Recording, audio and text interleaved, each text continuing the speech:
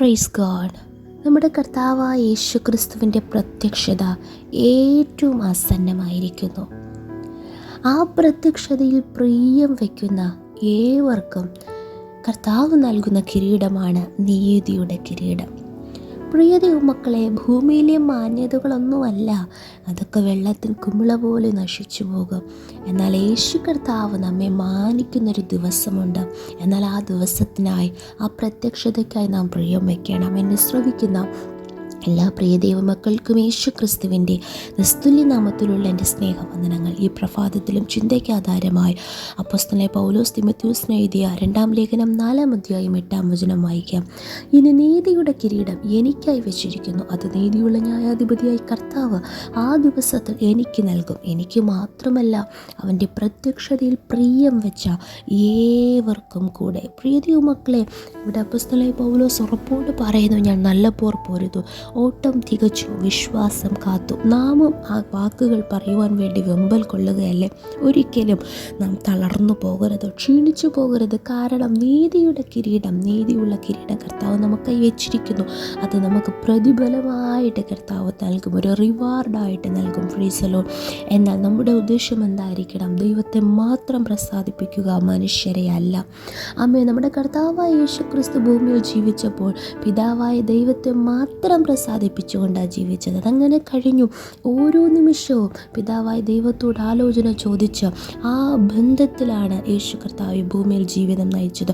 അതുപോലെ നാം ആയിരിക്കുന്നുണ്ടെങ്കിൽ നിശ്ചയമായ ആ കർത്താവിൻ്റെ പ്രത്യക്ഷതയിലും നമുക്ക് പ്രിയം വയ്ക്കുവാനിടയായിത്തീരും. Price the Lord. ഈ ഭൂമിയിൽ നാം ജീവിക്കുമ്പോൾ നമുക്ക് യേശു കർത്താവിൻ്റെ പ്രത്യക്ഷതയെക്കുറിച്ച് ചിന്തിക്കുവാനോ ധ്യാനിക്കുവാനോ ആമേൻ അതിനെക്കുറിച്ച് ആഴമായി പഠിക്കുവാനോ അല്ലെങ്കിൽ ആ പ്രത്യക്ഷതയെ ആഗ്രഹിക്കുവാനോ ആമേൻ വാഞ്ചിക്കുവാനോ അതിനെ കാത്തിരിക്കുവാനോ കഴിയുന്നുണ്ടോ? നിശ്ചയമായ യഥാർത്ഥ ഒരു ദൈവ പൈതലിന് അതായിരിക്കും ആമേൻ ഒന്നാമത്തെ പ്രയോറിറ്റി. കാരണം നമ്മുടെ കർത്താവ് യേശു ക്രിസ്തുവിൻ്റെ വരവ് ഏത് സമയത്ത് നിന്ന് നാം ആരും അറിയുന്നില്ല.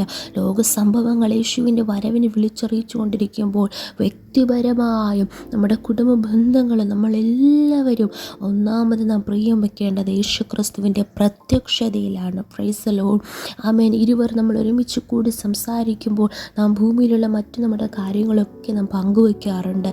എന്നാൽ ആമേൻ ക്രിസ്തുവിൻ്റെ പ്രത്യക്ഷതയെക്കുറിച്ച് നാം സംസാരിക്കുകയും ആമേൻ ഹല്ലേലൂയ അതിനായി നാം ആമേൻ പ്രയത്നിക്കുകയും വേണം. നമ്മുടെ ഈ ലോകസ്നേഹം ദൈവത്തോട് ശത്രുത്വമാണ്. ലോകപരമായ കാര്യങ്ങൾ നാം എത്രമാത്രം സംസാരിച്ചാലും അതൊക്കെ നശിച്ചു പോകും.